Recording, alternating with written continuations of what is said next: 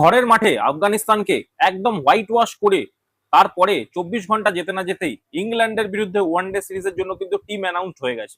এবং এই team announce হওয়ার সাথে সাথেই কিন্তু কতগুলো বড় বড় প্রশ্ন আমাদের দিকে ছুড়ে দিয়েছে।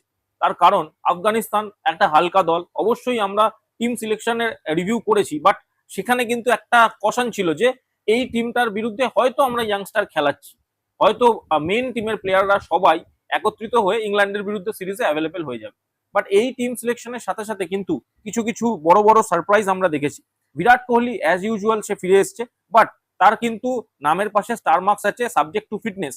জসপ্রীত বুমরা ইজ ব্যাক, এটা কিন্তু অনেক বড় ব্যাপার, কারণ 2023-এর বিশ্বকাপের পরে প্রথমবার জসপ্রীত বুমরা ওয়ানডে টিমে নিজের নাম লিখিয়েছে। কিন্তু যেটা মেন ব্যাপার, যশস্বী জয়সওয়াল সেঞ্চুরি করার পরেও টিম থেকে বাদ, মোহাম্মদ সিরাজ নেই, হার্দিক পান্ডিয়া নেই এবং রবীন্দ্র জাদেজা নেই। এই প্রশ্নগুলো কিন্তু থাকছে ইংল্যান্ডের মতো একটা টাফ কন্ডিশনে একটা টাফ টিমের বিরুদ্ধে।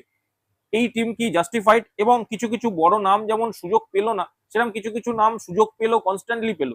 তাদের কি ফিউচার হতে পারে? এটাই কি তবে রোড ম্যাপ এবং ব্লু প্রিন্ট 2027 ওয়ার্ল্ড কাপের জন্য? সেটা নিয়েই কিন্তু আমরা ডিসকাস করব আজকের ভিডিওতে। নমস্কার, আমি সৌম্য, আপনারা দেখছেন সৌম্যস লাইভ। এখানে কিন্তু প্রত্যেকটা ক্রিকেটিং টপিক্সের উপর চুলচেরা বিশ্লেষণ করা হয় এবং কোনো রকম কোনো হিপোক্রেসি ছাড়াই। তো চলুন শুরু করা যাক।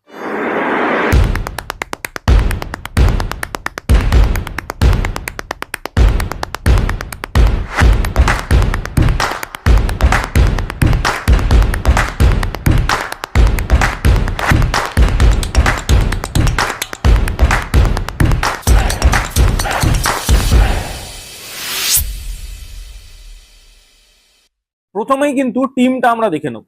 টিম কি বলছে? শুভমান গিল অধিনায়ক, রোহিত শর্মা, বিরাট কোহলি, এবং বিরাট কোহলি নামের পাশে স্টার আছে সাবজেক্ট টু ফিটনেস।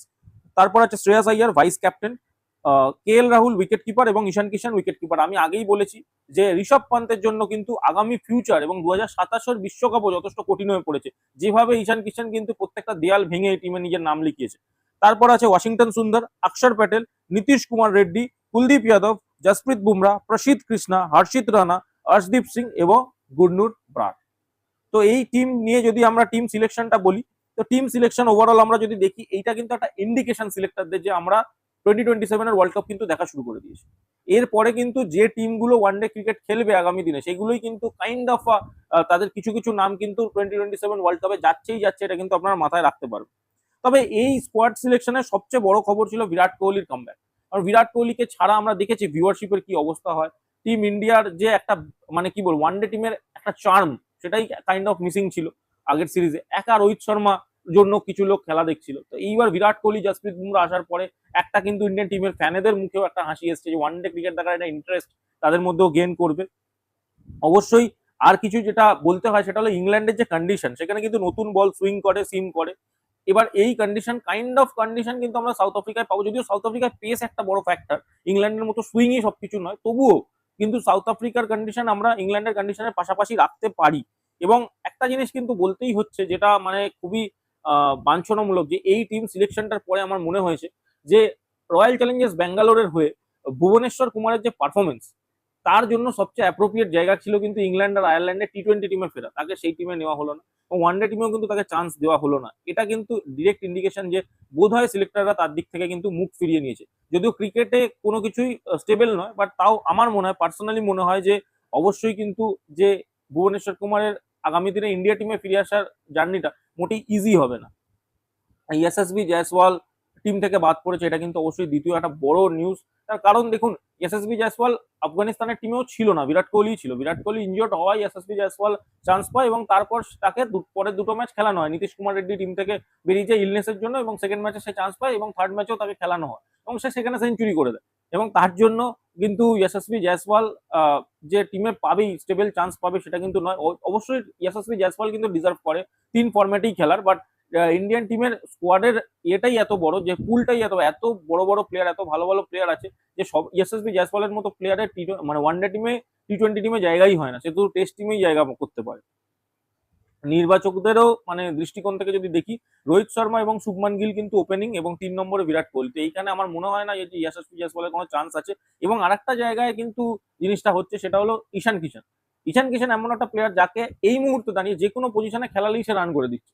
তো তাকে একটা এমন ব্যাকআপ হিসেবে পাচ্ছে ইন্ডিয়ান টিম, যে ধরুন বিরাট কোহলি ইনজোর 3 নম্বরে ঈশান কিষানকে খেলাতে পারবে, ধরুন রোহিত শর্মার একটা ম্যাচ মিস করছে সেখানে ঈশান কিষানকে খেলাতে পারবে ওপেনিং এ, এবং মানে প্রত্যেকটা কন্ডিশনে সে ফুলফিল করতে পারে। সেই জন্যই বোধহয় ব্যাকআপ ওপেনার আর রাখতে চাইছে না ইন্ডিয়ান টিম সিলেক্টররা, তাই হয়তো যশস্বী জয়সওয়ালের এই টিমে চান্স হয়নি। এবার যেটা আমাদের সবচেয়ে বড় কথা সেটা হলো জসপ্রীত বুমরা। জসপ্রীত বুমরা ইংল্যান্ডে এবং সাউথ আফ্রিকার যে কন্ডিশন সেগুলোতে কিন্তু সবচেয়ে বেশি ইম্প্যাক্টফুল হবে জসপ্রীত বুমরা। তাকে নিয়ে আসার ইমিডিয়েট দরকার ছিল, কারণ সেই ওয়ানডে ম্যাচ 2023-এর পর থেকেই প্রথমবার খেলতে চলেছে, এবং তার যে অ্যাগ্রেশন এবং তার যে বোলিং সেটা কিন্তু সত্যি ভালো, ফ্যান্টাস্টিক আমরা বলতে পারি, এবং Jasprit Bumrah will be the key factor for Indian cricket team for 2027 world cup, এটা কিন্তু মাথায় রাখতে হবে। এবং যেটা সবচেয়ে বড় বিষয় সেটা হলো হার্দিক পান্ডিয়ার এই টিমে না থাকা। হার্দিক পান্ডিয়ার হয়তো ফিটনেসের ইস্যু, এবং এই ইস্যুটা যদি চলতে থাকে তাহলে কিন্তু প্রবলেম, কারণ তাকে আমরা টেস্টই করতে পারছি না ওয়ানডে ম্যাচে। তার ওয়ানডে টিমের যে কি ফিটনেস থাকবে সেটাই কিন্তু টেস্টই হচ্ছে না, একটা বারের জন্য তার ওয়ানডে টিমের ফিটনেস টেস্ট হচ্ছে না, সে শুধু টি20 খেলছে। এবং ডাইরেক্ট যদি এইরকম চলতে থাকে এবং ডাইরেক্ট তাকে নিয়ে আসা হলো আমাদের ওয়ার্ল্ড কাপ 2027-এর স্কোয়াডে, তাহলে তো মুশকিল, কারণ প্র্যাকটিস দরকার। যদিও হার্দিক পান্ডিয়ার জায়গায় কিন্তু নীতিশ কুমার রেড্ডিকে দারুণভাবে গ্রুম করা শুরু করেছে, গৌতম গম্ভীর কিন্তু নীতিশ কুমার রেড্ডিকে খুব ভালোভাবে গ্রুম করছে, দেখার বিষয় হার্দিক পান্ডিয়ার জায়গা কি সে নিতে পারবে। এখনো অব্দি দাঁড়িয়ে হার্দিক পান্ডিয়া যে ইম্প্যাক্টটা প্রডিউস করতে পারে না, সেইটা সবার পক্ষে প্রডিউস করা খুব মুশকিল এই টিমে। সবচেয়ে ইন্টারেস্টিং পিক যেটা ছিল সেটা আমার মতে গুরনুর ব্রার, কারণ গুরনুর ব্রারকে ফার্স্ট ট্র্যাক করে আফগানিস্তানের টিমে আনা হয়েছিল এবং তাকে কন্টিনিউ রাখা হয়েছে কিন্তু ইংল্যান্ডের টিমে, মানে সে কাইন্ড অফ আমরা বলতে পারি মেন টিমে কিন্তু চান্স পেয়ে গেছে। এবং শুধু তাই নয়, আফগানিস্তান সিরিজ সে কাজে লাগিয়েছে, 7টা উইকেট নিয়েছে, এবং তার পারফরমেন্সটাকে গিফট দিয়ে হিসাব মতো তাকে কিন্তু মেন টিমে নিয়ে আসা হয়েছে। এবং একটা কিন্তু আমরা বলতে পারি যে গুরনুর ব্রার কিন্তু one of the those name যারা কিন্তু সুইং করাতে পারে, এবং আই থিঙ্ক কিছু একটা এক্স ফ্যাক্টর দেখেছে তার মধ্যে গৌতম গম্ভীর, যার জন্য তাকে এতটা ফাস্ট ট্র্যাক করে চান্স দেওয়া হচ্ছে। এবার ইংল্যান্ডের স্কোয়াড অবশ্যই জুলাই মাস, ওভারকাস্ট কন্ডিশন, হোয়াইট বল, ইংল্যান্ডে কিন্তু খুব একটা ইজি কন্ডিশন তারা পাবে না। যদিও 4জন পেসার বুমরা, হর্ষদীপ, প্রসিদ্ধ কৃষ্ণা, হর্ষিত রানা, গুরনুর ব্রার এবং নীতিশ কুমার রেড্ডিকে যদি পার্ট টাইম ইউজ করা হয়, তো অবশ্যই কিন্তু আমার মনে হয় এইগুলো ভেবেই নেওয়া হয়েছে। ওভারকাস্ট কন্ডিশন একাধিক টাইমে কিন্তু থাকবে। এবার অবশ্যই কিন্তু আপনাদের একটা জিনিস মাথায় রাখতে হবে যে হার্দিক পান্ডিয়ার অনুপস্থিতি এবং তার সাথে সাথে রবীন্দ্র জাদেজার কিন্তু এই টিমে জায়গা হয়নি, এবং এটা কিন্তু নতুন নয়। প্রথমে আমরা ভেবেছিলাম যে হর্ষ দুবেকে খেলানো হচ্ছে, অক্ষর প্যাটেলও ছিল না, হয়তো দুজনকে রেস্ট করানো হয়েছে, যেটা আমাদের আফগানিস্তান সিরিজ ছিল। বাট রবীন্দ্র জাদেজাকে কন্টিনিউয়াস ওয়ানডেতে এইভাবে টিম সিলেকশনে না রাখা, এটা কিন্তু একটা বড় নাম, কারণ বিরাট কোহলি, রোহিত শর্মা যদি সিনিয়র নাম হয় টপ মোস্ট, তার সাথে কিন্তু আমরা রবীন্দ্র জাদেজাকেও একটা টপ মোস্ট সিনিয়র নাম হিসেবেই রাখি। এবং রবীন্দ্র জাদেজার কন্টিনিউ এই টিমে না থাকা, এটা কিন্তু একটা বার্তা দিচ্ছে। রবীন্দ্র জাদেজার দিক থেকেও সিলেক্টররা মুখ ফিরিয়ে নেয়নি তো সেই কোয়েশ্চেনটার দিকে, কারণ রবীন্দ্র জাদেজা কিন্তু ওয়ানডে থেকে রিটায়ার করেনি, এবং তার যা ফিল্ডিং, তার যা বোলিং, তার যে ওভারঅল কন্ট্রিবিউশন সেটা কিন্তু কোনো অংশেই কম নয়। আমি জানি না অক্ষর প্যাটেলকে যদি খেলানো হয় তাহলে ডেফিনেটলি রবি জাদেজা খেলতে পাবে না, তো দুজনের মধ্যে একজনই খেলবে, সেই একজনটা কি মনস্থির করেই নিয়েছে অক্ষর প্যাটেল খেলবে, সেটাই কিন্তু দেখার বিষয়। যদিও ওয়াশিংটন সুন্দরও টিমে আছে, সেও যেহেতু ব্যাটিং বোলিং দুদিকেই কন্ট্রিবিউট করতে পারে, হয়তো সেই দিক থেকে দেখেও হয়তো রবীন্দ্র জাদেজাকে নেওয়া হচ্ছে না, কিন্তু এইটা কিন্তু একটা বড় বার্তা। এই জায়গায় যদি রবীন্দ্র জাদেজা চান্স না পায় তাহলে কি ওয়ার্ল্ড কাপের জন্য তাকে ভাবা হচ্ছে না, এটা কিন্তু একটা অবশ্যই বড় কোশ্চেন। অবশ্যই এই যে স্কোয়াডে আমি বললাম, এই স্কোয়াডে কিন্তু হর্ষিত রানাও আছে। হর্ষিত রানার ইনক্লুশনটাও অবশ্যই এইভাবেই করা হয়েছে, যদি 4 নম্বর ফাস্ট বোলার খেলাতে হয় সেই জায়গায় দাঁড়িয়ে কিন্তু হর্ষিত রানা ডেফিনেটলি 8 নম্বরে ভালো ব্যাটিং অপশন প্রোভাইড করে দেয়, এবং বোলিং তো সে করেই। যদিও তার বোলিং আমি কখনোই বলবো না যে টপ লাইন বোলারদের মতো হবে, বাট সে নিজের দিক থেকে নিজে কন্ট্রিবিউট করে, এটা অস্বীকার করার জায়গা নেই। তাই জন্যই তাকে, এবং তার ব্যাটিং ক্যাপাবিলিটিটা তারকে মেন পজিটিভনেসটা দেয়, সে ব্যাটিংটা করতে পারে লোয়ার অর্ডারে, সেই জিনিসটাই তাকে একটা এজ দেয় অন্যান্য বোলারদের থেকে। এবং যে নামটা মিসিং হওয়ার সবচেয়ে বড় শখ সেটা হলো মোহাম্মদ সিরাজ।